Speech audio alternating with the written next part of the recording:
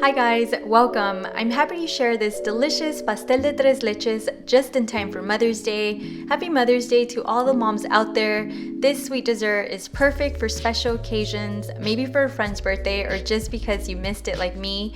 I hadn't had this style of cake in a long time because let's be honest, it's pretty hard to find vegan pastel de tres leches. So I made my own and I loved it. I made this one with lots of fresh strawberries because pastel de tres leches con fresas was my favorite growing up.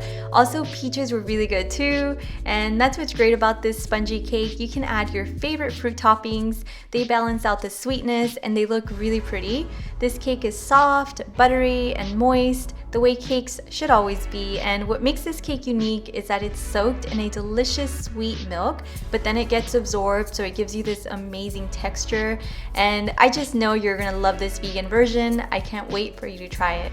Also, if you like my videos, don't forget to subscribe to my channel. It would mean so much to me, and if you're interested in this recipe, let's begin. First, let's preheat the oven to 350 degrees, then move on to the wet ingredients. In a large bowl, add your plant-based milk of choice. For this recipe, I used regular soy milk because it's high in fat compared to almond milk and others. And what you're gonna do is also add vinegar, stir, and set aside.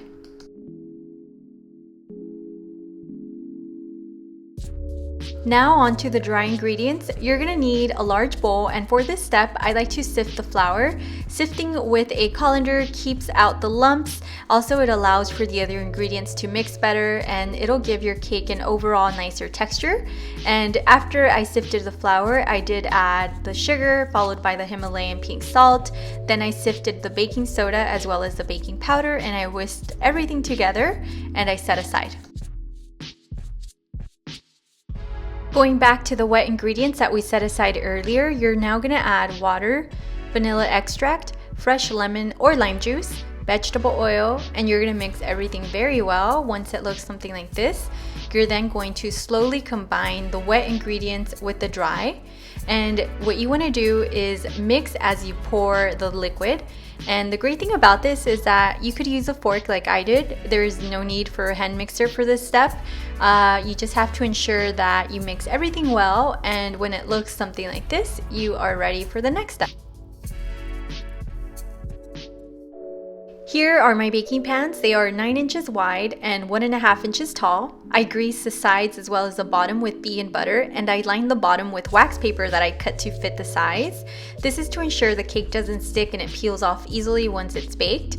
And also here I am pouring the batter into one of the baking pans. I thought I'd use two, but in the end I decided to just use one. And what I did was pour the batter into it, then I placed it in the oven and baked for 30 to 35 minutes. But if you'd like, you can split the batter in two and pour half into each baking dish. That way you have a nicer looking two-tiered cake. And if you do use two pans, you want to check on your cake at about the 20-minute mark. Poke it with a toothpick, and if it comes out clean, your cake is ready. When your cake is ready, you can remove it from the oven, and this is very important, but you do need to allow it to cool down all the way. This could take an hour or two, so that's perfect. In the meantime, we could work on our frosting. For this recipe, we're making two different frostings. Not to worry though, they are very easy and fast to make. This first frosting is for the center of the cake, and it has 3 ingredients, so it's really fast. In a bowl, you're gonna mix in vegan butter. I'm using Earth Balance. Then you're gonna add vegan powdered sugar, and that's because regular powdered sugar may contain bone char and other chemicals.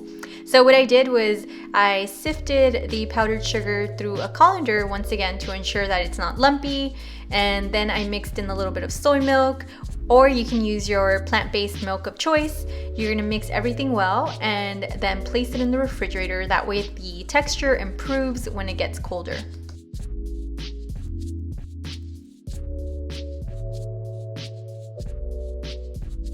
On to the second frosting recipe. This one's my go-to frosting. It's my favorite. I really like it because it has that subtle taste of coconut. It's super creamy and it's just really good. I think you'll like it. So for this one, you're gonna wanna prepare in advance. The night prior to making this cake, you wanna place 1 can of coconut cream inside the refrigerator. This one I purchased at Sprouts and I really like it because it's 60% high in fat, which is really good because the higher the fat content, the better the texture for the whipped cream.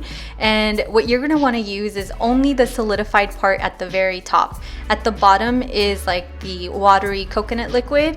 That you don't want to throw away because you could totally use that for a smoothie, even vegan ice cream. So you want to save that, but for this recipe, we're only going to use the thick, solid part, which is this one. You want to place it in the bowl. Also, you're going to need vegan yogurt. I'm using this Silk brand, which is made from soy, and the flavor is plain. Also, add raw cane sugar, fresh juice of a lime or lemon, and vanilla extract. And then you're gonna mix it, and for this you could use a fork, but I did use my hand mixer because it gave me a better texture. And once it became super smooth and whipped cream like, you want to stop mixing and place it in the fridge so it could harden a little bit.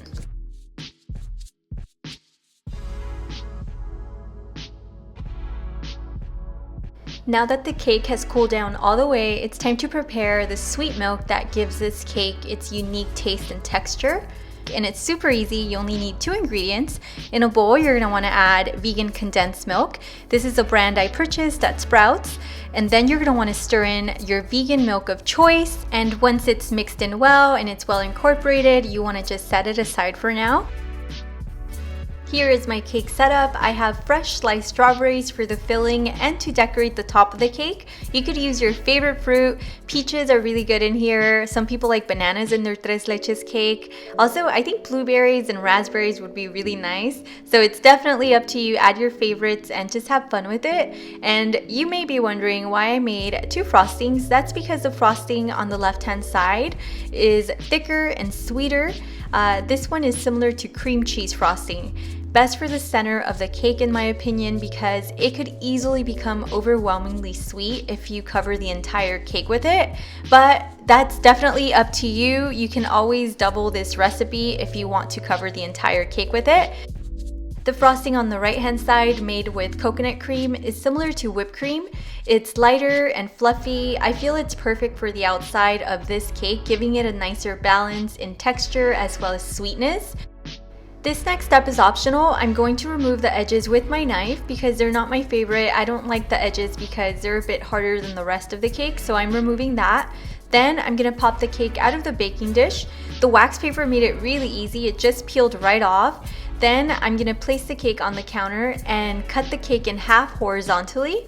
I must admit I did not make the best cut because it's kind of hard to cut and record, pero no pasa nada. I placed the cake inside a glass dish that I served it in. What you want to do next is poke holes all over with a knife or a fork. Make sure you poke through both layers of the cake, touching the bottom of the dish. This way it absorbs it better. Then you're going to pour the sweet milk over the cake. And by the way, I only added half of it. Then I set the cake aside and allowed it to soak up the liquid. I left the other half of the sweet milk on reserve because I didn't want the cake to be overwhelmingly runny. Instead, I spooned sweet milk over each slice if needed. That way it gave me more control over how wet it was. It's definitely your preference though. You can go ahead and go with what you feel you would like most. Maybe you like your tres leches really runny, or you could just play with it, add a little bit at a time to see how you would prefer it. So it's definitely up to you. After the 20 minutes, I remove the top layer of the cake and set it aside. Then I begin to spread the vegan cream cheese frosting in the center. I made a thin layer, almost translucent. Once again, this is a preference thing. You can add as much or as little of the frosting as you would like. After that, I added the fresh fruit filling. You can add your fruit of choice. As I mentioned earlier, I really love strawberries in this cake so much that the next time I make this cake, I'm gonna add 2 layers of strawberries instead of 1. I just love that sweetness with the tart It's a really nice combination. And when you're done with your filling, you're gonna carefully place the top layer of the cake back, and then you can spread the whipped cream frosting, which is my favorite. I just love that subtle coconut taste, and it's just so light and fluffy. It's my go-to frosting. I think you'll really like it. So I made a really thick layer of this frosting. Then I began to decorate with more fresh strawberries, and I'm not sure if you could tell, but I tried cutting some of them into heart shapes to make them look nicer. And overall, I loved how it turned out. What do you guys think? Finally, on to the best part. I'm gonna cut right into it, and I'm really excited to show you what the inside looks like. This is my favorite homemade vegan cake. I hope you love it as much as I did. I had a lot of fun making it as well. So here is my first slice. As you can tell, I was going with that whole heart theme. I love the corazón sagrado aesthetic. It's just so beautiful. So that's my little take on it. And as I mentioned earlier, I did scoop a little bit of that liquid onto each slice. I did this to sort of customize each slice, and I served this to my entire family and everyone loved it, so I know you will too. I hope you try it, because although there were a few steps, like 2 different frostings, everything was so easy. The frostings I made within 2 minutes each, I could say. So I hope you try it. It's actually super simple. Who knew making pastel de tres leches was this easy? And the best part, it's vegan. And as always, I want to thank you so much for all the love and support. I truly appreciate it. Every single one of you, thank you so much. And if you haven't subscribed to my channel, don't forget to do so. I post vegan recipes every single week. Until the next one, take care.